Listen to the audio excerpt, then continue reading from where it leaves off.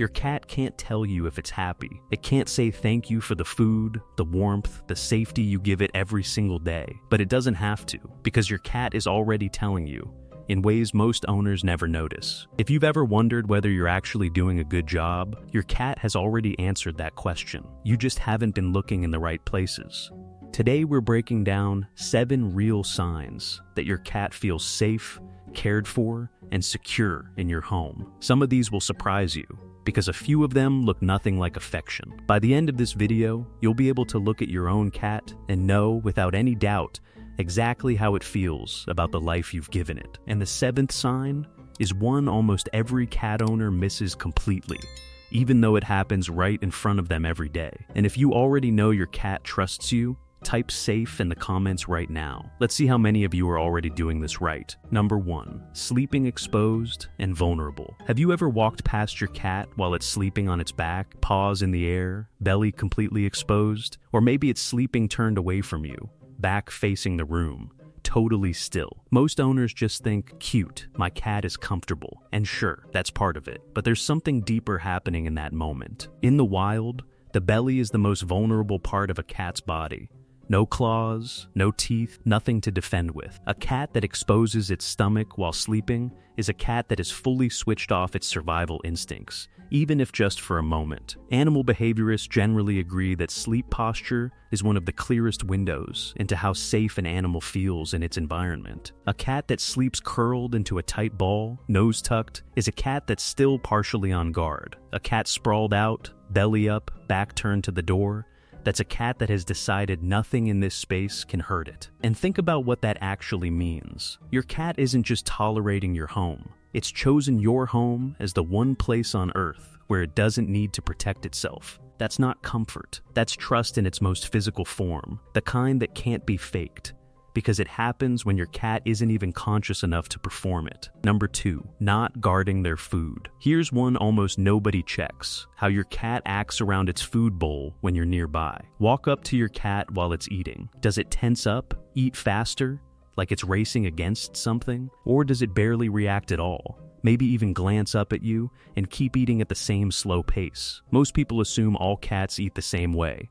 Some fast, some slow, just personality. But food guarding behavior actually has very little to do with personality and a lot to do with security. In the wild, food is never guaranteed. Every meal could be the last one for a while, which means eating fast and defensively is a survival habit. A cat that still eats that way at home, tense shoulders, watching the room, gulping, hasn't fully unlearned that instinct. It doesn't yet trust that the next meal is coming. But a cat that eats slowly, calmly, without scanning the room, that's a cat whose body has learned something its instincts haven't had to override anymore. Food here is not scarce. It's not something to defend. It's something that simply happens every day without fail. So the next time you walk by while your cat is eating, watch closely. That calm, unhurried bite is your cat quietly telling you the pantry is never empty in this house, and it knows it. Number 3, the tail greeting. Watch what your cat's tail does the moment it sees you walk into a room. Not when you call it, not when you offer food, just the first second it notices you're there. Most owners never pay attention to this one because it happens fast and looks small. But that first tail movement is one of the most honest signals a cat gives. If the tail shoots straight up, sometimes with a little curve or quiver at the very tip, that's not random. That's a greeting.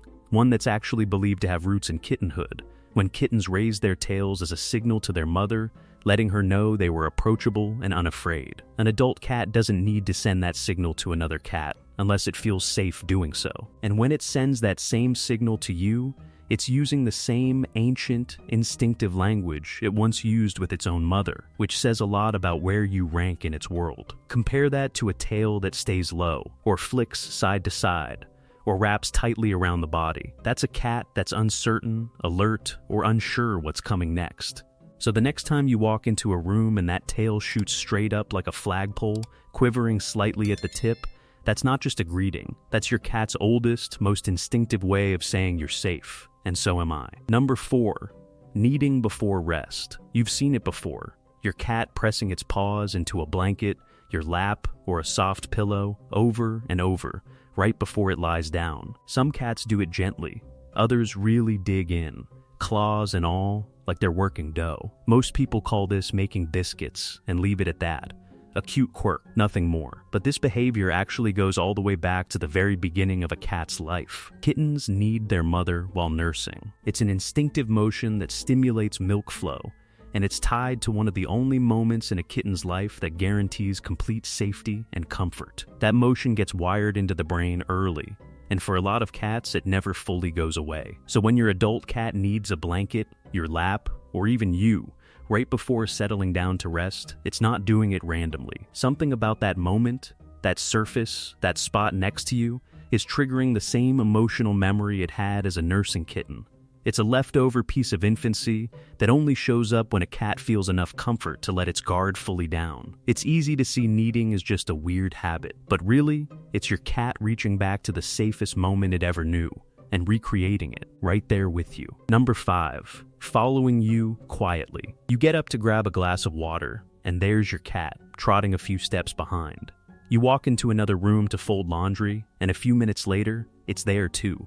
Not asking for anything, not meowing, just present. Most owners either don't notice this pattern, or they assume it means the cat wants food or attention. But if there's no meowing, no pawing, no demands, that's actually a very different signal. This isn't the same as clinginess or neediness. A cat that's anxious or insecure tends to be loud about it, vocal, pacing, unable to settle unless it's getting direct interaction. A cat that quietly follows you room to room, without asking for anything, is doing something closer to what researchers call shadowing, a behavior often seen in animals that view a specific person as a safe home base. Think of it less like a request and more like an anchor point. Your cat isn't following you because it needs something from you in that moment. It's following you because you're number 6, a consistent, healthy coat. This one is a little different from the others because it's not really a behavior, it's a result. But it's just as telling. Take a look at your cat's coat. Is it smooth, glossy, mostly free of mats or bald patches? Does it groom itself consistently without obsessive over grooming in one spot? Most owners think of coat condition purely as a diet or health thing. And yes, nutrition plays a role. But grooming habits are also deeply tied to emotional state, which most people never connect. A cat under chronic stress often either undergrooms, letting its coat go patchy and dull, or overgrooms one specific area to the point of irritation or bald spots, a stress response similar to what shows up in other animals under prolonged anxiety. Either extreme is the body reacting to something the cat can't otherwise express. A cat that grooms itself at a normal, steady pace, resulting in a coat that looks healthy and even, is a cat whose nervous system isn't stuck in an alert state. Grooming takes a level of relaxation that a stressed animal simply doesn't have room for. So that shiny coat you might just see as good genetics is often something more.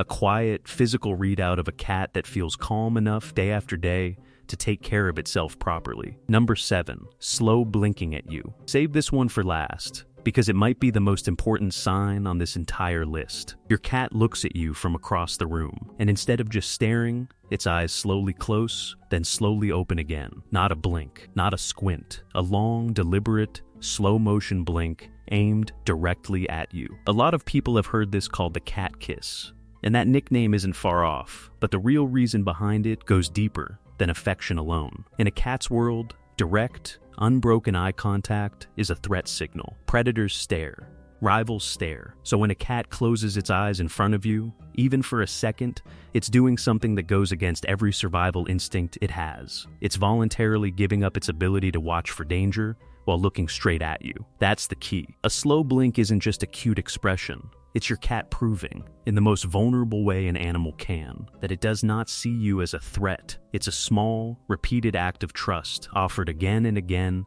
every single day, usually without you even realizing what's happening. And here's the part most owners never learn. You can actually answer it. Slow blink back, and many cats will do it again in return. A quiet, wordless conversation that only exists between animals who feel completely safe with each other. Out of everything on this list, this is the one sign your cat gives you on purpose, aimed directly at you, again and again, for as long as you're both in the room. None of these signs are loud.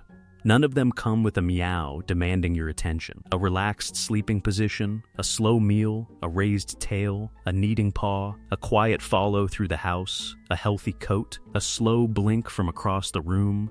These are the real language your cat uses to tell you it feels safe. Understanding these small behaviors can completely change how you see your cat. It's not about grand gestures. It's about all these quiet, everyday moments adding up to one simple truth: your cat feels at home with you. If this video helped you understand your cat a little better, the like is what fuels this channel to keep making more of them. And in the video on the screen right now, I explain another fascinating cat behavior most owners completely misunderstand.